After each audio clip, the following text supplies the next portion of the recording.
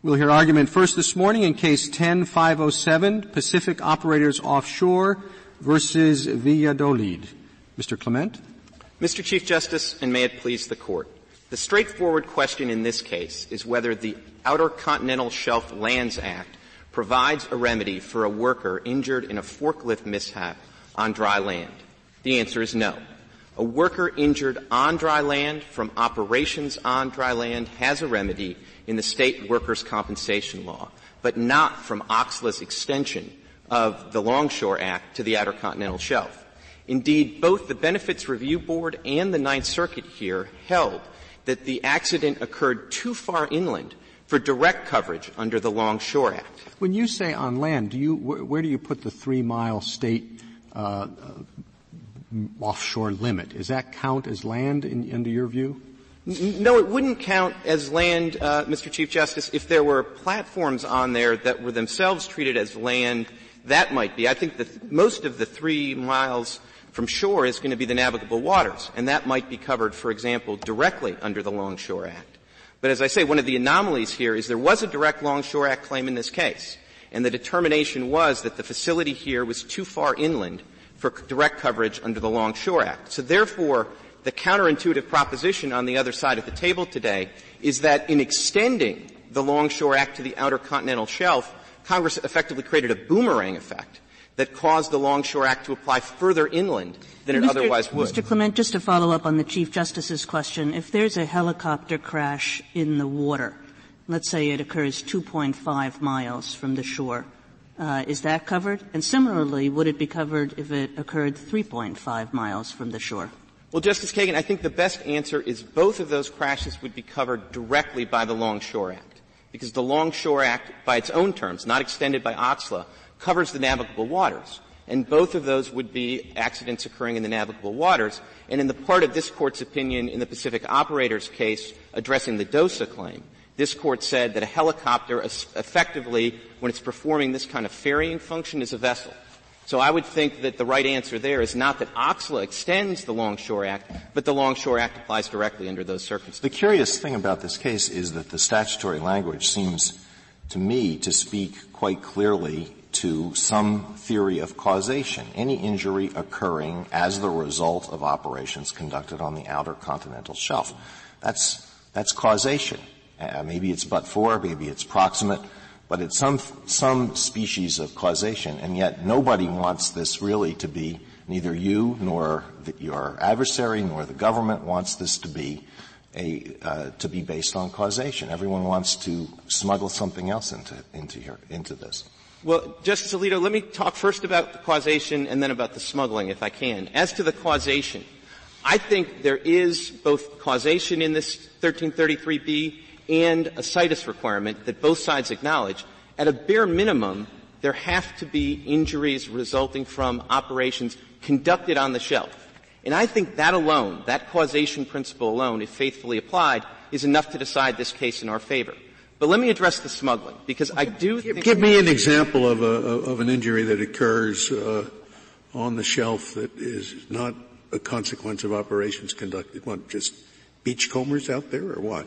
Well, I think the best example would be, Your Honor, is somebody who's on the shelf, but they're not employed in the relevant production purposes. And so you might have what are they doing out there? Well, you might have an accountant out there. You might just have some employees who are out there whale watching or something. How many accountants go to platforms?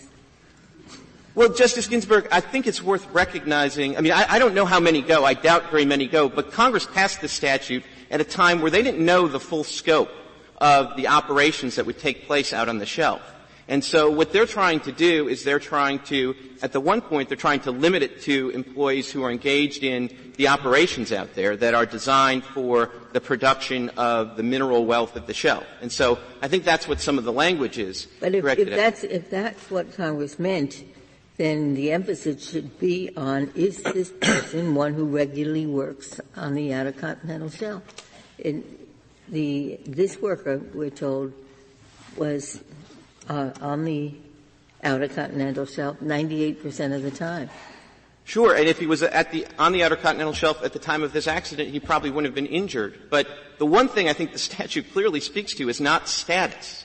but it speaks to, as Justice Alito suggested, at a minimum, a relationship between the operations that caused the injury and the fact that those operations have to be conducted on the shelf. But if you had said status or situs, then it seems to me it would have made more sense, given the language of the statute. We'll all have hypotheticals. We don't have too many, but it's quite common on oil rigs that the employees bring some of the equipment back to the land, clean it, repair it, and so that they can bring it back to the next tower, the next shift on the rig. And some of this machinery is complicated. It has springs. And so suppose that the worker brings the machine back from the rig to the land, to the base of operations, its land base, and is injured in repairing that machine. Under your view, no coverage. No coverage, Your Honor, and I think that I think that's quite difficult to square with the as a result language, because this is a result of the operation. Let's just say the machine got broken because of the operations, and he's fixing it and he's injured. No, I disagree, Your Honor, respectfully, and I think your way of looking at that hypothetical doesn't give sufficient import to the phrase conducted on the shelves. It's what respondents want to do is they want you to look at the statute as saying, as long as there's an injury that results from operations that have the purpose of developing the outer continental shelf, that's enough. And if that were enough, I think the answer to your hypothetical would be that's covered. But the statute very specifically says that they have to be injuries as a result of operations conducted on the shelf for the purpose of extracting the mineral wealth of the shelf. And so that first on the shelf, I think, clearly modifies the operations. Only operations conducted on the shelf are covered by the statute. The government and the Ninth Circuit take care of that by saying the person has to have the injured employee has to spend substantial amount of time on the offshore operation. So you could add that. Well, you can't add that, Your Honor, because if there's one thing that is absolutely clear about this statute is that it doesn't include a status test that looks for the predominant place you spend your time. And that's not your reply brief said you superimpose a status test. You have the situs of the injury and then you superimpose status. So your test is not simple state of a place of injury. Yeah, I agree. I thought you had a backup argument in your reply brief. Sure. I have two arguments, and let me try to address both, which is to on the causation point, if you look at just causation and you don't have a situs and a status requirement, then in that scenario, there's no way to get just a status test. And the only thing I would implore you to think about in that is not only is it not in the statute, but there is a statute that has a status-based remedy that travels with the worker wherever they go. It's the Jones Act. And it specifically is written in status term. And that was a model that Congress had before it, but it specifically rejected the Admiralty model for dealing with these structures and adopted the model that has them treated as do you call status, if the test is where you spend a substantial amount of time working, is that what you call status? That's their status test, exactly. But you call that status. I call that their pure status test, which they themselves cite to Chandris, which is a Jones Act case. That just doesn't work. This was not the Jones Act. Now, there is a test where we say that the best reading of the statute is status plus situs. And if I could try to get this argument out, it's a little bit complicated because I think the defect of this argument, if it has one, is it doesn't leap out directly from 1333B, and you have to read 1333B in conjunction with both the rest of 1333 and in conjunction with 903A of the Longshore Workers Act. If you do that, I think you will see there is a situs requirement and a status requirement. Let me start with the rest of 1333. If you think about this statute, the primary engine for applying federal law to the shelf is not 1333B, it's 1333A. It applies all the federal law to the shelf. But some statutes it doesn't work, and the Longshore Act is one of them. If you apply the Longshore Act to the shelf without any modifications, it won't cover the shelf because it's by its terms has a situs requirement that's limited to the navigable waters and at that point the dry docks. So Congress has to tailor the Longshore remedy to the reality of the shelf, and it does it in two ways. One, it has this language that everyone's focused on that is something of a status requirement and that it limits the recovery to employees who are engaged in certain activities. But the rest of the language in 1333B is important. It's these definitions, 1, 2, and 3. And they effectively define terms in the Longshore Act to make them work for purposes of extending it to the shelf. And the key definition is 3. 3 defines the term United States when used in a geographical sense, and it defines it to include the shelf, the artificial islands, and the fixed attachments thereto. Now, that's a puzzle if you look at 1333B in isolation, because it's defining the term United States for geographical purposes, and 1333B does not use the term United States for geographical purposes. But another statute does. It's 903. It's the Longshore remedy that's extended. And 903A uses the term United States. And 903A, if you want to look at it, is at page 96 of the petition appendix. But that's the situs requirement. The situs requirement of 903A, unmodified, limits recovery to the navigable waters and dry docks. So if you take that definition from B3 and essentially superimpose it on 903A, you then get a remedy that has a situs requirement. There's recovery, but only if the injury occurs on the navigable waters, dry docks, the shelf, artificial islands, and the attachments thereto. So it's, as I said, it's a complicated argument, and it doesn't stare you in the face if you look at 1333B. Sorry, how does that provide you situs on the adjacent waters? Well, with respect, Justice Sotomayor, I think you get that without OCSLA, which is to say, I think that there's a remedy under the Longshore Act directly under the adjacent waters, because the adjacent waters are navigable waters. I see. So you're saying you're not going. You don't need those. And that just underscores that Congress in this statute is really dealing with a very particular problem with the shelf and the artificial islands and platforms attached to them. So how do you get to the water above the shelf? Same way, Your Honor, which is to say they're navigable waters. Instead of saying they're part of the shelf. Exactly. And they're not. And the statute, I think, couldn't be clearer about that, because 1332. I think the issue that Justice Kennedy was alluding to was the example the Ninth Circuit used. A pitcher on the mound throws a baseball and hits the batter. The situs is not the mound, but the injury has occurred as a result of pitching.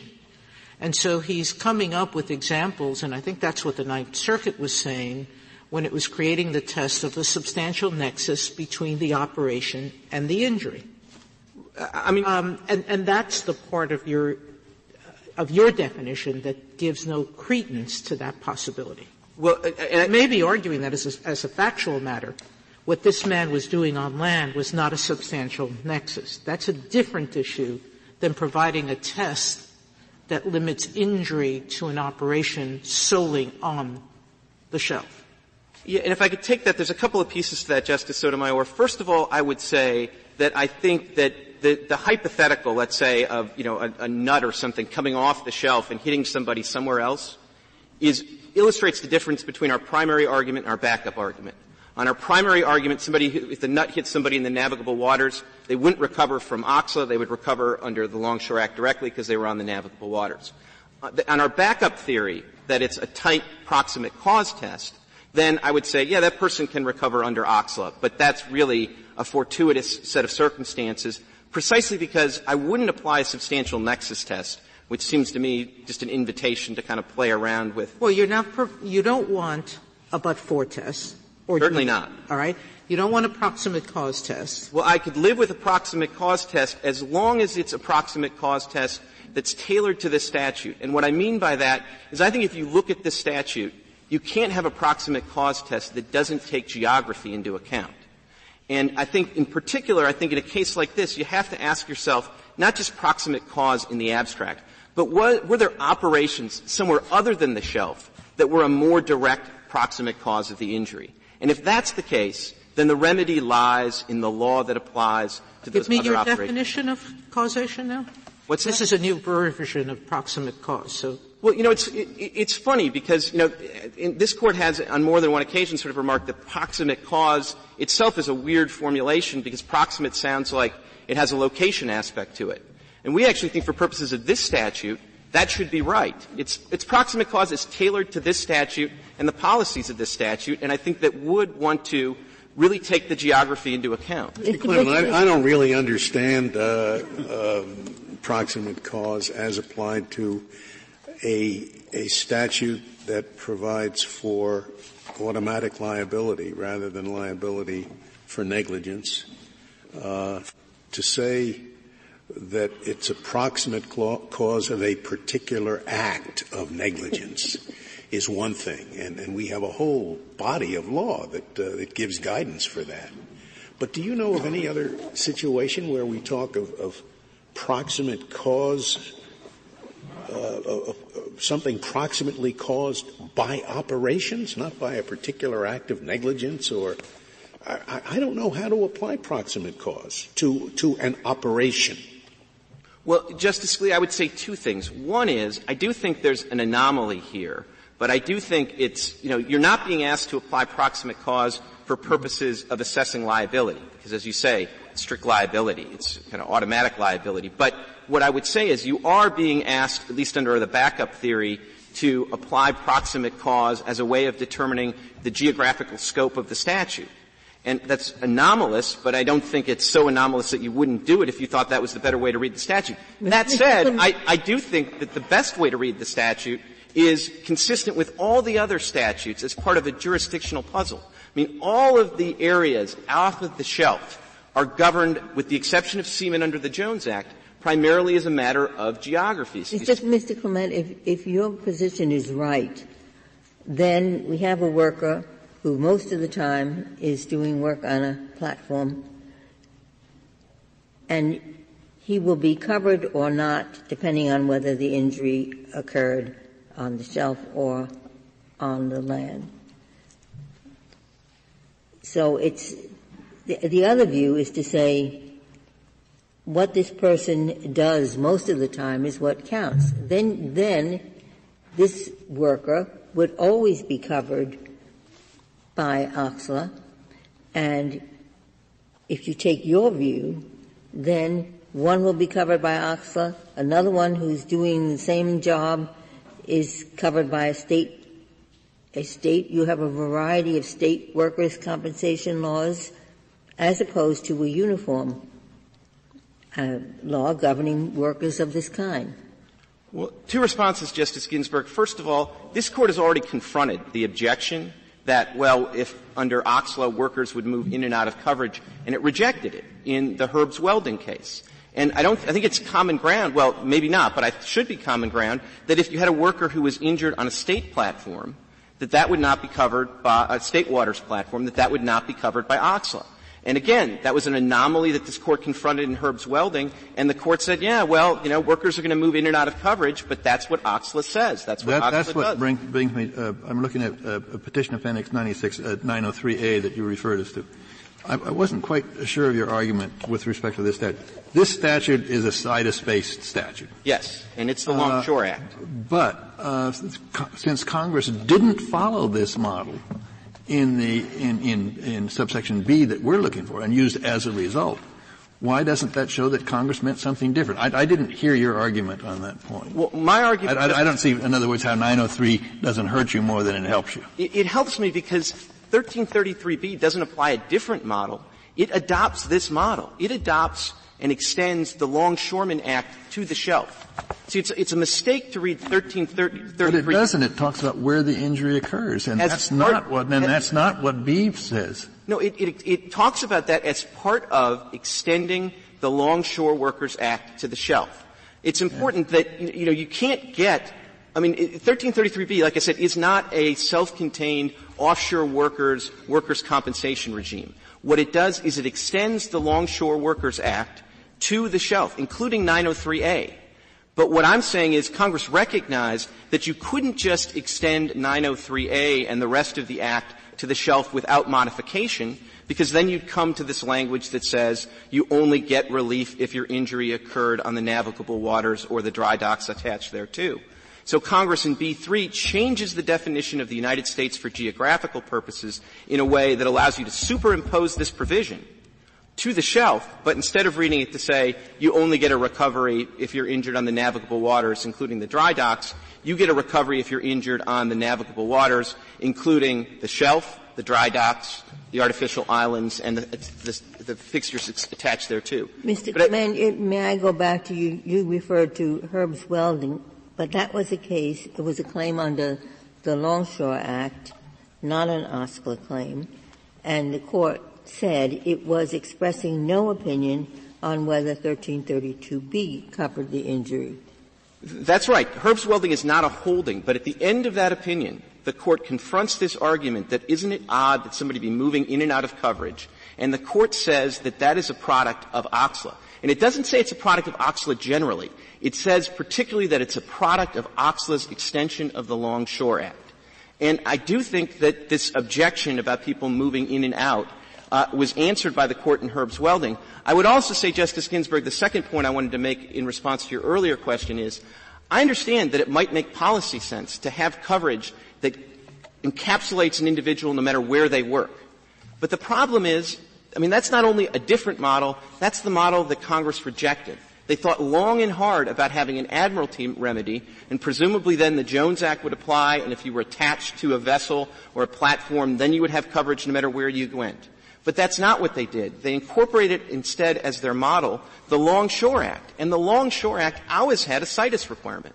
So when Congress makes a conscious effort to deal with this unusual geographical problem and solves the problem with the Longshore Act, which is sitting there with a situs requirement, and doesn't adopt the Jones Act, which has a status-only requirement, it seems very, very peculiar to adopt instead a model that would have a status. But Congress also did not adopt the specific proposal to confine OCSLA to situations in which state workers' compensation was unavailable. And I think they rejected that with good reason, Your Honor, because you have to remember that at this point they're living with the experience that this Court ultimately resolved, but they're living in real time with the experience of people under the Longshore Act, which at that point did carve out and limit the federal remedy only when a state remedy was unavailable. And they were watching that play out, and it was a mess. People didn't know if they should bring a state case or a federal case, and at that point they were viewed as exclusive. So Congress had ample reasons to reject the idea that we're going to only give a federal remedy if a state remedy is unavailable. What reason did they have to use the terminology "as a result of" instead of simply saying that this act applies only with regard to injuries on the platform? Well, which is what other statutes did say. Other statutes had a geographical requirement. What a strange way to say it. Well, as a result of operations. Well, Justice Scalia, I don't know which other statutes you're talking about. The other statute that most plainly has a situs requirement is the Longshore Act, and that's precisely what they extended to the shelf, as I've argued. Beyond that, it's true that some of the other provisions of this Act have slightly different wording, but I don't think anything turns on that. But, Mr. Clement, you are asking us to just ignore 6 words in this statute, right? You read the statute as any injury occurring on the outer continental shelf, when in fact the statute says any injury occurring as the result of operations conducted on the outer continental shelf. And you give a variety of arguments in your brief about what those 6 words are supposed to do. They're supposed to cover latent injuries. They're supposed to make sure that the statute only covers things that happen in the scope of your employment. But your friends come back and say the statute did all those things anyway. These 6 words would serve no function under your theory. Justice Kagan, first of all, it's interesting. The only way they can say that those functions were performed by the statute anyways is to incorporate provisions of the Longshore Act. Because 1333B itself doesn't take care of latent injuries or doesn't take care of, who's in the scope of their employment. All of that is taken care of the Longshore Act, which is why I think the best way to read this is incorporating the Longshore Act and its situs requirement. But beyond that, I would never ask you to make 6 words go away. Never. Those words do play a function, but the function they play is to make it clear that the injury has to result of operations conducted on the shelf for certain purposes. And that precludes an employee, accountant who's out on the shelf and injured by something that has nothing to do with shelf operations. But this goes back to Justice Ginsburg's question. She asked you how many accountants are there on the shelf. One can't really imagine that Congress is writing this statute and drafting those 6 words in order to make sure that an accountant who goes out to the outer continental shelf isn't covered. Justice Kagan, I would beg to differ, and I think what you have to understand is go back in 1953. And when you can say confidently that there aren't accountants on the shelf because you have the benefit of 60 years of experience with post-1953 with what goes on in the shelf. Congress at this point is sort of legislating for a brave new world, and they're trying to provide for all of the occasions that may come to pass out on the shelf. There is a great law review article that actually provides this background, and it's written by, of all people, Warren Christopher, the Warren Christopher, and it's in the Stanford Law Review, and it was written in December of 1953. And it's worth a look because it captures this idea that they're kind of, legislating for this brave new world out there, and they don't know who's going to be out there. They don't know if it's going to be all drill workers or if there's going to be accountants and clerical workers out there. And so I think with that context, it's not at all odd that they would use those 6 words to say, kind of the way that Congress did later in 1972 in imposing the marine employment test for longshoremen. It's like, look, we want to provide a longshore remedy, but not to just anybody, any employee who might happen to be on the shelf. We want to provide it to those people who are essentially in the core operations that are going on the shelf. If I could reserve the balance of my time. Thank you, Mr. Clement.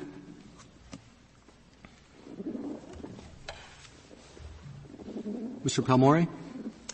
Thank you, Mr. Chief Justice, and may it please the Court. I'd like to start off with the exchange that Justice Kagan had with Mr. Clement about the language that was used here in 1333B. And I think the contrast between the language that Congress used in 1333B and the language it used in other provisions, neighboring provisions of 1333, is instructive. And I'd like to point the Court to Section 1333C, which is on page 3A of the appendix to the government's brief. This is the provision involving the National Labor Relations Act. And I think this shows how Congress went about drafting when it wanted to specify legal consequences that would flow from an actual event that took place in a particular place. So Congress extends the National Labor Relations Act to any unfair labor practice as defined in such act occurring upon any artificial island, and it lists with particularity the particular statuses where the National Labor Relations Act would apply. If Congress had followed that model in Section 1333B, it would be a very different statute. It would have said, as Your Honor pointed out, with respect to disability or death of an employee resulting from any injury on the outer continental shelf. If Congress wanted to additionally have some kind of operations nexus, it could have said occurring on the outer continental shelf as the result of operations on the outer continental shelf. Congress didn't do either of those things in Section 1333B, and we think that contrast is quite instructive here. It's also not the case. Mr. Well, but it's a little different when you're talking about a labor practice and an activity that results in an injury. Labor practice, by its terms, is going to have applicability to a particular location. So you would expect them to use that type of language. It doesn't carry the same negative implication you're suggesting under 1333B. Well, I think that, Mr. Chief Justice, that I think there's a contrast between 1333B and 1333C in terms of the specificity with which Congress provided for where a particular event would happen. There's no question that 1333B has a situs requirement, but it's a situs of operations requirement. So when you're talking about a situs of operations, you're talking about a geographic zone where operations take place. It makes sense that Congress would have used this phrase on the outer continental shelf. Now, the outer continental shelf itself is a defined term in the statutes in 1331A. It applies only to the subsoil and seabed. It doesn't include artificial installations put on top. So we're talking about a general zone, a general geographic zone where the operations take place. And then Congress wanted to provide benefits for injuries that result from those operations. Suppose the facts of this case were changed a little bit, so that the respondent, instead of spending 98% of his time on an oil rig doing the things that he did there, actually spent only 20% of his time there. He spent 80% of his time on land doing what he was supposed to be doing at the time of the accident. This particular operation produced so much scrap metal, he had to spend 80% of his time going around with the forklift gathering it up. Now, would this case come out the same way then? We don't think so, Your Honor. And then how does that — I don't see how you get that result out of the statutory language, because the causal connection between the operations on the shelf and the accident are precisely the same in the two situations. Whether he spends 98% of his time on the rig or 2% of his time on the rig, that makes no difference whatsoever in the causal relationship. Because we think it's a mistake in the context of a workers' compensation scheme to look at this as kind of a snapshot in time. We think that when you're talking about a workers' compensation scheme, the kind of causation that is relevant is the causation caused by the employment relationship itself. So if someone's spending, like Mr. Valladolid, spending 98% of his time on the shelf, he's uniquely exposed to the hazards of work in that dangerous environment. The trouble with that is that's not what it says. It says as a result of operations. And we think and that I don't, I would think he doesn't even have to be an employee, does he? He does have to be an employee. Only employees are entitled to benefits. But I think the definition of employee, or really the related definition of employer, is instructive on this question. If you look at the definition of an employer in 1333b2, this is on page 3A of the government appendix, it says the term employer means an employer, any of whose employees are employed in such operations. It's somewhat of a circular definition, but there's a focus here on employees who are engaged in such operations. But, Mr. Gumbo, you're asking us to look at the relationship between the employment and the shelf activities, and the statute asks us to look at the relationship between the injury and the shelf activities. And those may be two different things, and seemingly are two different things in the hypothetical that Justice Alito gave you. And the Ninth Circuit viewed injury in the way that Your Honor and Justice Alito are suggesting. And and that's our backup position. I think both sides here have backup positions. I would submit that the backup positions are positions may be better than the primary positions in this case, no? I think the backup positions are really also differ with each other only in a matter of degree, not what is the backup position that's so much better here? What is it?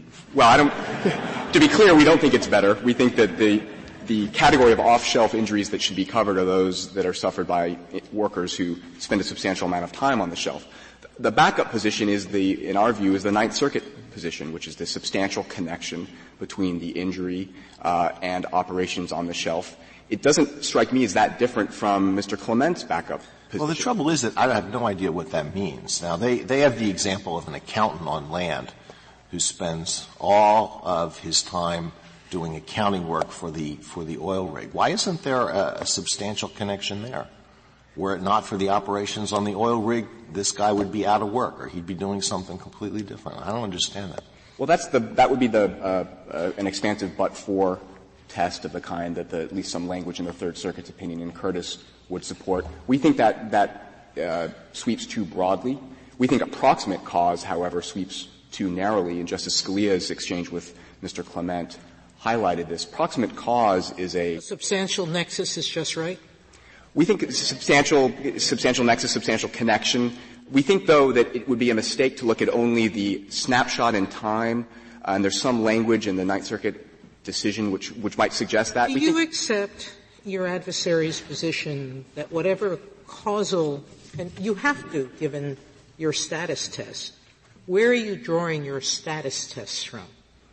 Meaning, obviously, it's not from the language. Well, I think I would submit that it is from the language, Justice Sotomayor, because we think that the language has to be understood in the context of workers' compensation. This is not a tort-based fault regime. This is a workers' compensation scheme. Workers' compensation schemes are based on the relationship between employer and employee, and they cover injuries that arise out of and in the course of employment. So the kind of causation that matters in a workers' compensation scheme is the causation that flows from the worker relationship itself, the workplace relationship itself. You're not — I would have just thought you would have taken it out of B subdivision 2. The term employer, almost the obverse, means an employer any of whose employees are employed in such operations. Yeah, thank you, Justice Sotomayor. I think that's the second point. I think that textual provision provides support for the fact that Congress was particularly focused on those employees who were uniquely exposed to the hazards of work on the shelf. What if that exposure is not pertinent to what they're doing? Let's take the same individual 98% of the time on the rig and 2% on land, and an emergency comes up, they need a new part, and they say, here, go drive to Reno where they have a new part and bring it back. And he skids off the road and is injured. Is he really covered by the Offshore Act? We think he is, because that is a worker who's uniquely exposed to those hazards offshore, and he shouldn't. So he's injured by a hazard on the road to Reno. I don't know how many miles that is from the offshore, and yet he's still covered by the Offshore Act. Yes, Your Honor, because we think that and here the contrast with the underlying Longshore Act is important, and Justice Kennedy's questions of Mr. Clement highlighted this, because it's quite an unusual thing for a workers' compensation statute to have a situs-of-injury requirement. The Longshore Act is the sole example of which I'm aware, and it has it for historical reasons based on this Court's decision in Jensen. And it has a provision that's quoted on page 19 of the government brief that provides coverage for disability or death, but only if the disability or death result from an injury occurring upon the navigable waters. That was clearly in front of Congress at the time that it adopted OCSLA because it was incorporating that statute and applying it in the Outer Continental Shelf context. And it's quite telling that Congress did not use that but only if formulation. But Mr. Clement says that, and we can argue about whether the language does it or not, but the system he comes up with, he says, creates a very sensible division. You're either under the Longshore Act or you're under this Act. And whereas in your situation, you can be under both, can't you? Yes, in some situations. Well, why does that make any sense? Because the kind of certainty, we think our test is actually much easier to administer and provides greater predictability in this sense. Which one prevails when they both apply? Are there any differences between the two? Well, Congress expressly contemplated that there would be overlapping coverage and adopted a provision in 903E of the Longshore Act to provide for offsetting payments when there is overlap. So overlap is a fact of life in this area. I think the question is there any difference between the two? Well, in this case, the federal benefits were more generous than the state. Why wouldn't they have been, as I understand it, if a person of a certain set, and it's the same set in both virtually, the same set of people, where they're injured on navigable waters or piers and docks and so forth, it's the Longshore Act.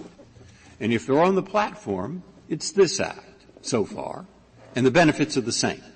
Correct. Okay. So the only thing that extending this does, I think he says, is imagine a person who worked on a platform goes to get some platform bits repaired miles from the sea. Now that person would not be covered by Longshore Act, would he? Would not. No. And he would be covered by this if they're right, but not if Clement is right. Correct. Okay. So he's saying, what point was there for Congress to do that? Because we thought that Congress intended this to function in the way that other workers' compensation schemes function, both at the time that OCSLA was adopted and today, which is that the coverage provides comprehensive benefits from the start of the workday. Let me give you an example. It might help. A longshoreman is working on a dock. Someone tells him there's a winch here that's broken. Take it to the plant to have it repaired, which is 100 miles inland. He does it, and he's hurt at the plant. He is not covered. Under the Longshore Act? Correct. Yeah, that's right. So he's not covered. Correct. But if the same thing happens on the platform, under your theory, he is covered. Now, your opponent is asking a reasonable question. That seems to be about the only difference that he can think of, whether it's the one act or the other. And why would Congress have done that? That's his question, and I'd like to hear the answer. Because in that situation, Justice Breyer, the Longshore Act's strict situs-of-injury requirement is the exception, not the rule. That is unusual and really unprecedented in imposing a situs-of-injury requirement in the context of a workers' compensation scheme.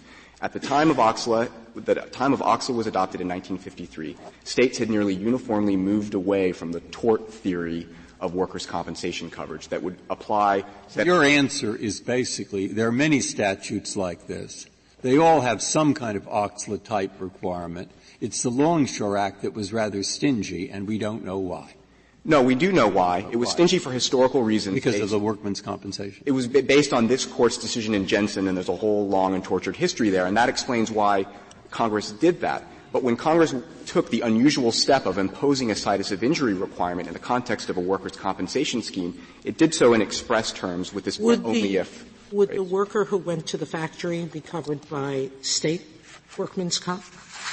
Yes, just like the worker on a fixed platform on the Outer Continental Shelf would also be covered by state workers' comp. Private respondent cites the Bobbitt case from California that says California workers' comp doesn't have a location requirement. I'm sorry, I don't understand the answer. So he's covered by both?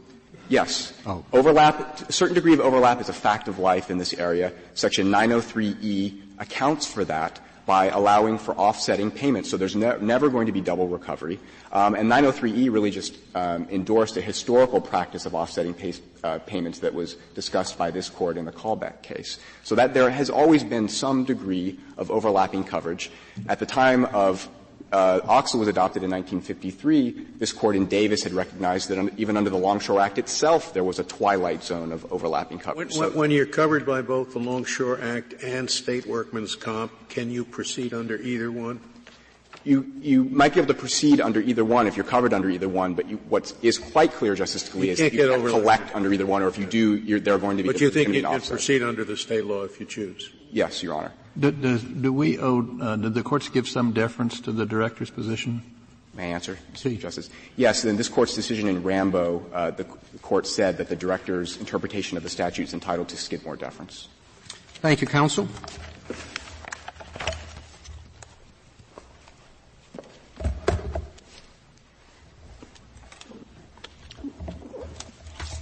Mr. Frederick. Thank you, Mr. Chief Justice, and may it please the Court. I'd like to shift some focus to what would have happened if Mr. Valladolid had worked on a floating platform instead of a fixed, because the law is clear that if the platform was floating, he would be a Jones Act seaman, and under this Court's cases, if he were injured on land, he would have a Jones Act remedy. So the only anomaly here is that he happened to be working on a fixed platform 98% of the time, and the question is whether the permissive workers' compensation benefits provided under OCSLA carry with him when he happens to be injured on land as a result of the shelf operations. I don't think that's an anomaly. I mean, if it's a floating platform, it's a vessel. The difference between a vessel and a dock. Is it an anomaly that you're covered under the Longshore Act if you're injured on a dock, which is fixed, but you're covered under the Jones Act instead if you're on a vessel which is not fixed? Your question, Justice, seems to me like an anomaly. Well, let me answer your question. How many floating platforms are there anyway? There are a number of floating platforms in the Gulf of Mexico that are operating on the Outer Continental Shelf as well as on the And they're covered by the Jones Act. Yes, that's correct. There should be their vessels. But the point is that they get a Jones Act remedy if they happen to be injured on land. So Mr. Chief Justice, under your hypothetical, if the Jones Act seaman is driving to Reno and there's an accident, he's covered under the Jones Act and gets to have a Jones Act remedy, notwithstanding that the injury has nothing to do with his service on the vessel itself. You're not proposing to eliminate that anomaly? No, what I'm saying is that you're saying wherever you're injured, so long as you're on a platform, I don't think so. If the work is substantially related and the causal connection goes to the employment relationship to the operations, the worker is covered under OCSLA. So you still have an anomaly. Sometimes it'll be covered, sometimes it won't be covered. It is, to be sure, a more comfortable fit to the actual language of the statute than imposing and superimposing a situs-of-injury requirement, which is nowhere to be found in Section 1333. Is there any injury on land in the course of employment that would not be covered by OCSLA, where we have a worker of this kind who spends 98% of his time on the Outer Continental Shelf? The injury, however, is on land. Is there any case where such a worker who dominantly works on the Outer Continental Shelf would not be covered by OCSLA, in your view? Well, if the work is arising out of the course and scope of employment, which is the natural way that these workers' compensation regimes work, and it is related to the shelf operations, our submission is yes, he is covered under OCSLA. So then what you're really saying is it's not your test, but really the government's saying we look to see, is this person dominantly working on the Outer Continental Shelf? That's correct, Justice Ginsburg. It's the easiest to administer test, too, because the way workers' compensation insurance works, the employer will, based on the payroll of the workers who are out on the shelf and its overall payroll, will pay workers' compensation premiums. And under the Department of Labor regulations, it will add an endorsement for those workers whose status it controls would be covered under OCSLA and thereby get the higher. So if you work only 20% of your time for this drilling company on the platform, but it so happens that you are injured on the platform, a bolt comes off and strikes you, you're not covered. Well, our submission would be he would be covered because he's directly injured as a result of the operations on the shelf. It's then you're not applying the employment test. I mean, you either are or you aren't. Well, that person is going to be covered under our submission because it's a two-part inquiry. You look at the nature of the relationship and you look at the nature of how the injury came about. And under those circumstances, we agree with the government that if an employee is out on the platform and is injured as a result of operations, that person is covered. Heads I win, tails you lose, right? We have a situs of the injury test when you have less than your majority of your work on the platform, but we don't have a situs test when I would submit that the incongruity is get that out of the statute. It's even greater under their hypothetical with the helicopter worker because they want to get the person who's riding in the helicopter out to the shelf covered under the Longshore Act, and yet that flies directly in the face of this Court's holding in Herb's Welding that when he's on the fixed platform, he doesn't get Longshore benefits. And so here, under their hypothetical, is it the Longshore Act? I thought it was the Jones Act that they would cover. No, under his submission is that when they fly out in the helicopter and they crash in the water, they get Longshore benefits. But if they actually made it to the platform under this Court's holding in Herb's Welding, they would not get Longshore benefits. Well, I mean, if they were in state territorial waters. Both positions, Mr. Frederick, are vulnerable to particular hypotheticals. You have imprecision on what it means to spend most of your time on the shelf, and they have their own problems. I mean, what do you do with somebody who's 3 months he's on the shelf and then 3 months he's back on land? 3 months. Does it depend when the injury occurs, whether it's when he's on the land part of his job or on the shelf part? The way this Court handled that in the seaman context under Chandris was to look at the totality of the circumstances of the worker's employment, and that seems to be. Well, I've given you all the totality. He's working for 3 months, and then he's, it's seasonal or something, and 3 months he's on the land. That is the totality of the circumstances. He would be covered because he is the kind of person that Congress wanted to provide coverage to under federal work. Remember, in how do you know that's the kind of person? I thought your line was whether or not he spends most of his time on the shelf or most of his time somewhere else. Our test actually is substantial work. We don't disagree with the government's adoption of a Chandris 30% line. That seems appropriate in light of the fact that many of these workers come on for 2 weeks or off for 2 weeks. They're working 12-hour shifts while they're out on the rig. It seems appropriate that the coverage should go with them when they. So 30% is the line. That's what the government. I have no brief to defend, Mr. Chief Justice, in terms of where that line is, because my client's husband. Well, I know, but we'd like to have a test that we apply to your situation, and it's nice to know. 30%, I guess, is as good as any. The point that Congress was trying to get at, and these are platforms that were covered by state workers' compensation in 1953, was to extend the more generous federal benefits to encourage an industry that was a nascent industry to develop the resources of the Outer Continental Shelf, to provide uniformity, to provide benefits to the workers who were exposed to the perils that were out on the platform. And so it makes sense, we submit, that when those workers who are subjected to those circumstances have the same federal benefits. And there are substantial benefits. My client, for instance, got a one-time lump sum payment of $42,000 for the death of her husband, as opposed to the federal benefits that would be approximately $466 per week during the remainder of her period as a widow. And the state benefits would be credited against any federal benefits that she would be getting in the future. But it is a substantial dimension to the life of a worker out on the shelf. So suppose, Mr. Frederick, that we find that we can't find your status test in the language of the statute, and that what the statute seems to give us is instead a causal test, and that the cause is whether operations on the outer continental shelf caused the injury in question. So what's your best argument for how operations on the shelf caused the injury in this case?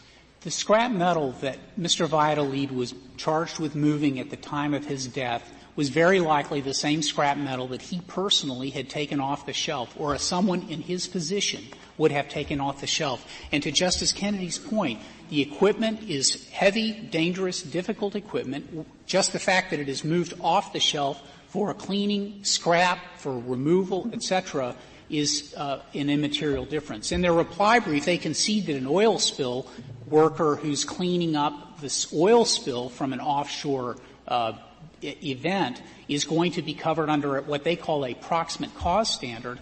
Under any kind of substantial connection proximate cause is a legal policy that determines how you want to limit the scope of the injuries that would be covered. In a workers' compensation scheme, Justice Scalia, you are completely right, it makes no sense. And so if you adopt some kind of substantial connection, it has to be very loosely related. As the Court in the FELA context last term held in CSX versus McBride, where you have a negligence standard, it makes even more sense to have a very relaxed standard of causation under workers' compensation.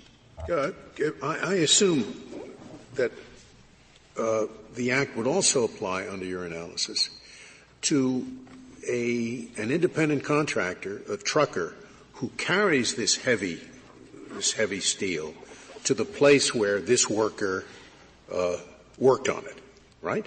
I don't think so. Well, you have to be he an would employee. not have been carrying the steel had it not been for the operations on the shelf. It has to be an employee. If your hypothetical is the independent contractor on land, it has to be an employee in order to be covered, and that person doesn't qualify, which creates another set of difficult lines to draw under the Longshore Act, where you also have to be an employee and independent contractors are not. He would be covered if he were employed by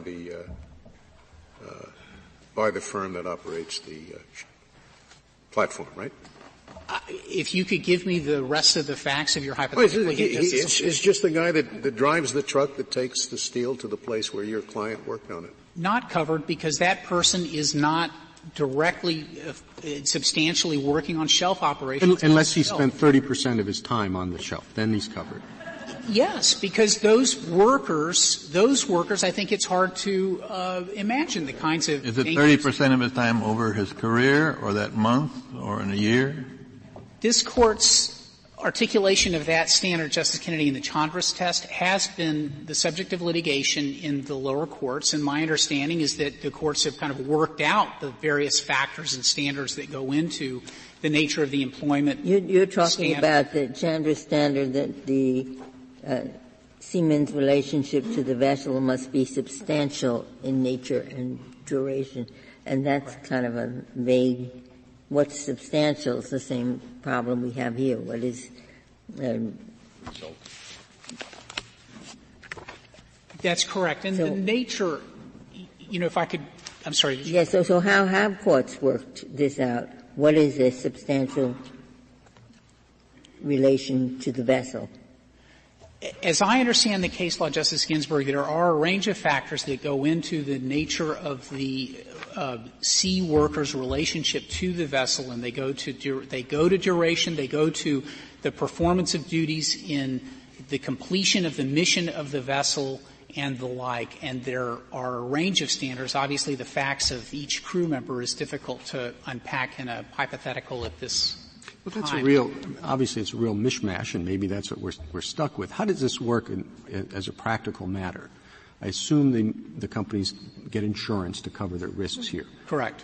Who decide? I mean, the insurance company will underwrite how many people spend what percentage of time Where? And as a practical matter, Mr. Chief Justice, and I don't represent the insurance company here, but the way I understand that it works is that on an annual or a periodic basis, the company and the insurance company get together through some auditing process where there's verification of the workers who are OCSLA workers and thereby get the Longshore benefits. And the company and the insurance company work that out to determine either numbers or particular individuals or the like. And so here what we're talking about is a situation where the employer is not liable for the damage. It's an insured risk. And the insurance has to pay higher insurance rates. To say they're not liable for it, I think, is a real. It's a different form of liability, and it's one that, based on the way workers' compensation traditionally is developed, and I would direct the Court to the opening chapters of Larson's monumental treatise on workers' compensation,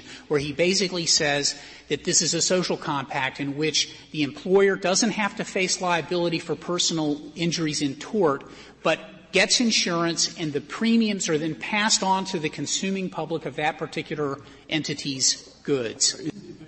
Does it carry over who's an employee from the Longshoreman Act, which defines an employee as a maritime worker and then defines that and has exceptions and so forth, and this has a couple more? That's who the employee is that right? Well, under this statute, no, B2, as Justice Sotomayor referenced, it is an employer, some of whose employees are engaged in, quote, such operations. And Mr. Valladolid was exactly the kind of person who was engaged in such operations. So, our submission, Justice Breyer, is that that is the kind of person that Congress contemplated when it was focusing on the workforce that would be engaged in development of the Outer Continental Shelf. But I don't mean to get back to it all the time, but it's not, you have to say that Congress contemplated the person who spent 30% of his time on the Outer Continental Shelf. In terms of us coming up with a test, maybe your client, it's an easy case where it's 98%, but the test you want us to adopt covers the person who spends 70% of his time on land. Mr. Chief Justice, if I could put it this way, the pushback for the but-for test in its broadest sense is that there isn't a natural kind of a way of confining some restriction to it. And so if you look at the statute in terms of what it naturally must have been meant by Congress, there is a natural limit, and it is not just complete but-for causation, but there is an effort to try to restrict the scope of the compensation. Thank you, counsel. Mr. Clement, you have 4 minutes remaining. Thank you, Mr. Chief Justice. A few points in rebuttal. First of all, Justice Kennedy, you asked about deference, and I think before you give any deference to the government's position, you should look at the other government's position, which is to say the position that the government took in its brief to this Court in Pickett against petroleum helicopters in 2002. They have a completely different position now, and they've never explained the difference other than to say what they thought was plausible then, they now find persuasive now. That's not enough for deference. And in that brief, they took a position very similar to ours. There has to be status plus situs. They had a slightly different situs, but otherwise it's on all fours with our position. Second of all, the government comes up here and says that the Longshore remedy is an outlier among workers' compensation remedies because it's the only one with a situs. Well, the problem with that is of all the workers' compensation provisions that Congress could have extended to the Outer Continental Shelf, it picked the Longshore Act with that situs requirement. And the government also says, well, the reason that the Longshore Act had a situs requirement was because of Jensen, and this Court's decision in Jensen created a problem about whether state workers' comp law could go to the navigable waters. Well, that's the exact same backdrop against which Congress is passing OCSLA. It doesn't know that state workers' compensation law can go to the Outer Continental Shelf.